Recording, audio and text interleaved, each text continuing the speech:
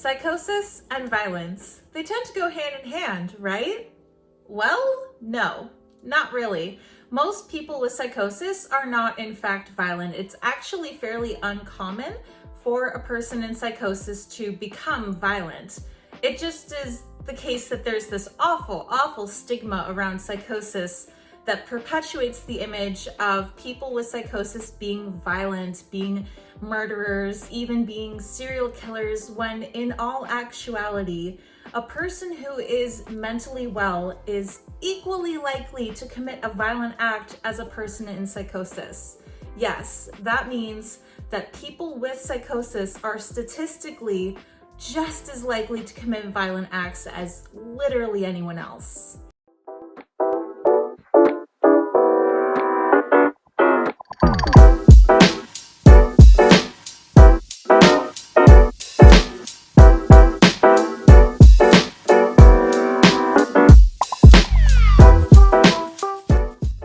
Before we get started, here is a little bit of a disclaimer to say that I am not a mental health care professional. I am in no way qualified to give medical advice or really any advice for that matter. I'm not here to talk about medication.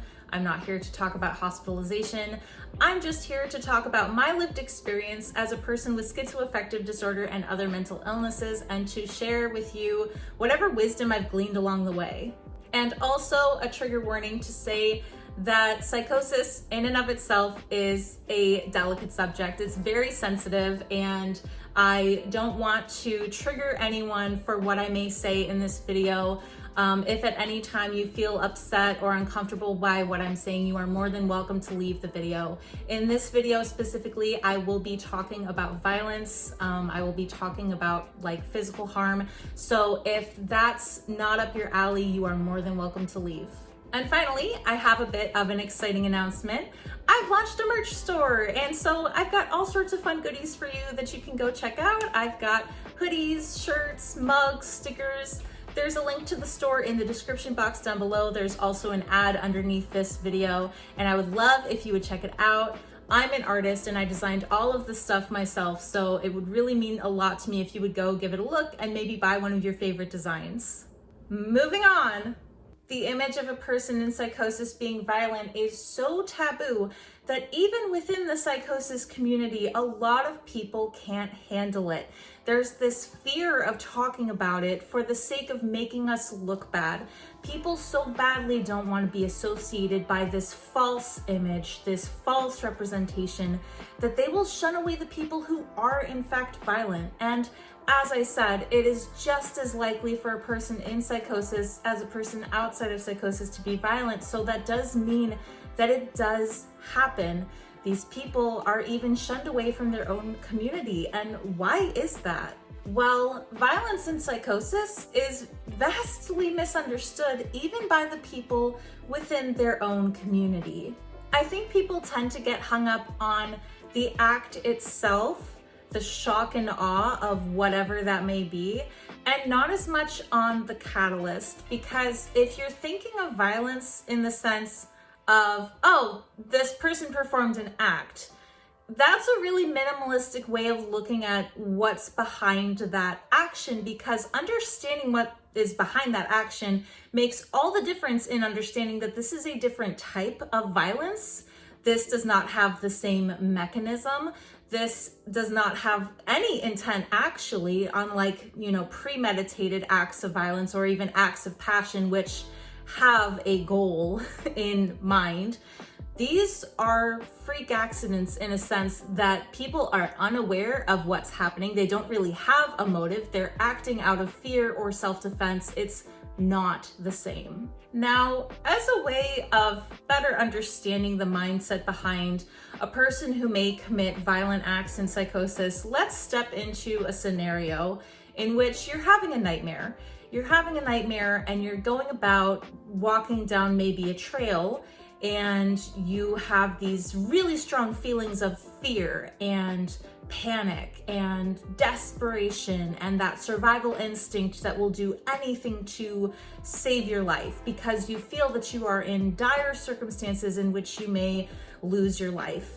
You come across some kind of a villain. Maybe it's a monster, another person, maybe it's Satan, and they're trying to attack you. And in a dream, in a nightmare, rationally it would make sense that you might swing at them, right? That's honestly nightmare logic, right? It makes sense that you would try to protect yourself. Now imagine that you're not actually in a nightmare. You come to, you're standing in your kitchen and you're facing your sister and you've just punched her. You didn't realize that's what happened. You weren't aware of your actions. You didn't know your sister was even in the room. And yet here you are, the perpetrator of violence. This is pretty similar to what a lot of people go through when they commit violent acts in psychosis, because a huge part of psychosis for many, many people is not having an awareness of your mental state, of your surroundings, of your, people in your life. I, for instance, would think people were androids, or I would think that they were aliens. So that kind of distorted, confused, chaotic thinking can lend itself to situations where you might mistake people for villains in some way, or you mistake circumstances for being dangerous when in fact they're not. And you may act out of self-defense, or some people may be acting as a way of being a hero. They may think that they're being a hero by stopping some sort of violence from happening. Say they're attacking a kidnapper who's trying to kidnap a child, when in fact it's just a dad walking through the parking lot to the grocery store with his son. These aren't intentional acts. At least they're not intentional in the sense that a person is consciously thinking, I'm going to hurt this guy because he's in my way. It's mostly instinctual. It's very, very rarely premeditated. Outside of psychosis, it's a very different story, with either premeditated acts of violence or spur of the moment incidents. There's always some kind of an intention or motive behind the act. And this could look like a really extreme end of the scale with arsonists or murderers or sexual assaulters. I don't know how you'd say that. They have a very clear motive of inflicting harm. And then on the other end of the scale, where you have bar fights or tussles or whatnot, there's still some kind of a motive of either self-preservation, fighting back, or maybe anger, jealousy. There's always something. Aside from the nature of these violent acts being different between, intentional harm caused by people in a clear mental state and people in psychosis who are unaware of their actions, who don't know what's happening, who don't understand what they've done, you have a population of people who may not actually be inherently violent. While yes, a great amount of people with psychosis who commit violent acts do have a predisposition towards violence or a substance use disorder, which may make them more prone to violence, a lot of these people are gentle, peaceful, calm people, ordinarily. And in psychosis, they do things that are out of character, drastically out of character. A lot of people who've committed violent acts in psychosis will come to and later find out what they had done and understand the severity of their actions, and will feel deep remorse and regret and guilt for what they've done. They usually don't want to have done the things that they've done. Like I said, it's not intentional.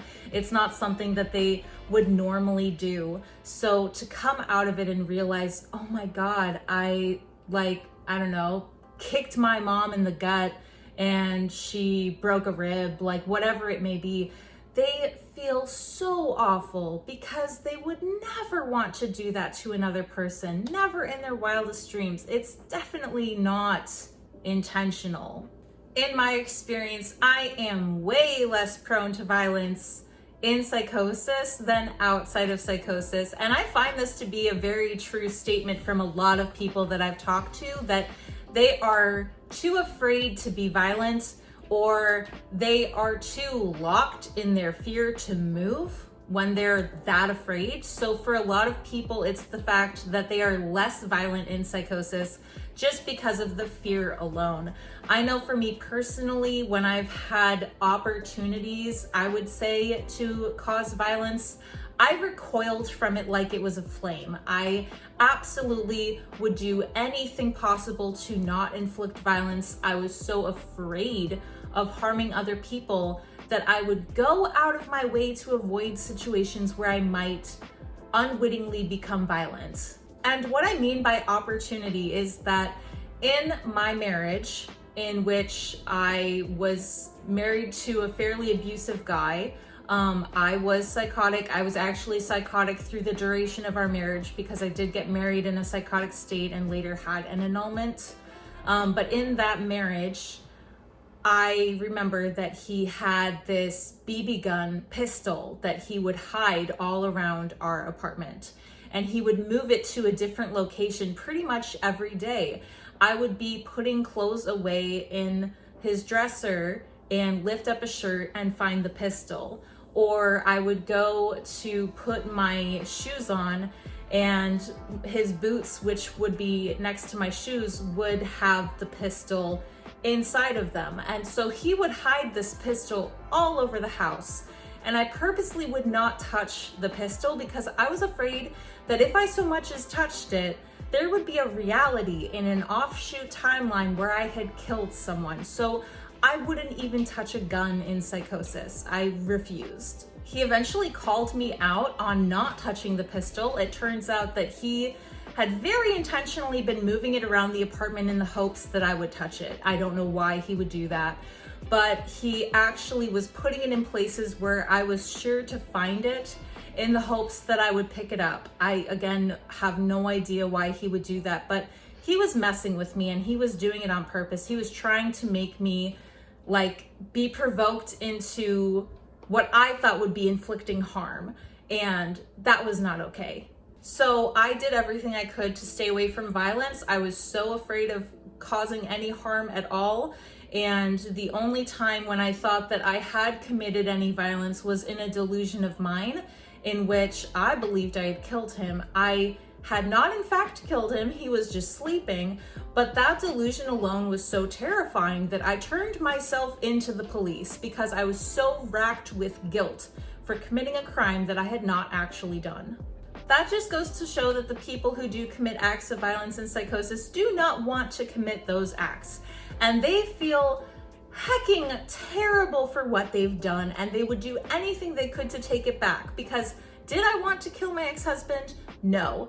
Did I feel my very worst on that day believing that I had done it? Yes. Would I do anything to take it back? Abso-fucking-lutely. I did not want to do that. Now, for people who do unfortunately commit acts like the one I believed I had done, yeah, it's horrible. For one, it's also incredibly rare, and when it does happen, there is a legal process for handling people that have committed acts outside of their mental awareness, people who are deemed not criminally responsible for their actions. The insanity defense, known in America as the not guilty by reason of insanity plea, is a legal defense in the American court system that is meant to protect people with serious mental illness who may have committed acts of violence or other illegal acts in a state of psychosis. To illustrate just how uncommon it is that a person would go through this legal process,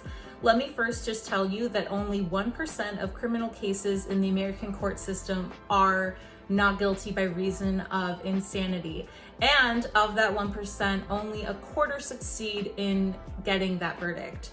So beyond that, it's not usually violent. Most cases of NGRI are non-violent, and you have a very, very, very small population of people who are violent, who have committed violent acts, and that tiny little itty bitty population in the court system has been blown out of proportion by the media to become this huge image of violence, the stigma that has perpetuated from a very, very, very small little bean of people has made up the image of psychosis we see today. Yes, we have the media circus around NGRI cases to thank for the god-awful stigma that surrounds people with psychosis today, the stigma that says that most are violent, when in fact, as I said, it's a super small community. It's a very, very small population of people. This media circus around NGRI has completely saturated the media with an incredibly small amount of news. So while there are tons of criminal cases every single day, most of them don't make it to the front page. But for every violent case of NGRI, it is bound to be the first headline you see on the front page of a newspaper. It is always, always, always blown out of proportion. And so you see this really small population way disproportionately represented. And it is all for shock and awe. It's for entertainment. It's not fair. And it's so sensationalized that it is usually completely run away from the actual story. The facts are completely exaggerated, or they are just extrapolated to sound the way that sounds exciting to other people. It's not at all an accurate representation. Ironically and sadly, people who go through this process, who may succeed in getting their verdict and will go on to live the rest of their lives on conditional release, which is to say that they may be released back into the community, but they will have very strict parameters around what they may be allowed to do or who they're allowed to see, etc., etc. Now, for these people, they will face violence because they will get death threats. They may not be safe in the community. People so vehemently hate those who go through NGRI that they end up being targets themselves for acts that they feel deep remorse for, that they deeply regret, that they were not aware of, that they didn't understand were going through with. It's honestly really sad. At the end of the day, all I really want out of this video is for people to have more understanding and compassion for the nature of violence with psychosis, because as I said at the beginning of the video, it is really not that common. It is literally just as likely for a person who is mentally well, mentally stable to commit a violent act as someone in psychosis. Statistically, there is very, very little difference. They are literally just as likely as each other to commit violence. And of the population of people who do commit violence, I feel it is so incredibly misunderstood, even within the psychosis community. And people don't grant any lenience for these people and just want to cast them off without considering what it would take to commit violence, what kind of a horrific mindset you'd have to be in to go through with that, how much remorse a person may have, how they absolutely have no intention of doing that. Because when I think about the amount of fear and terror that a person must be living with in their mind to be in a place that they would commit a violent act, I feel really sad for them. That sounds like an awful existence. I can't imagine being in so much terror that it would push me to do something like that. Anyway, that's all I have for you today. Thank you so much for watching this video. I truly appreciate it. I love taking suggestions for future videos, so if you have an idea of a topic you'd like to see me discuss, please leave a comment below or just let me know what you thought of this video.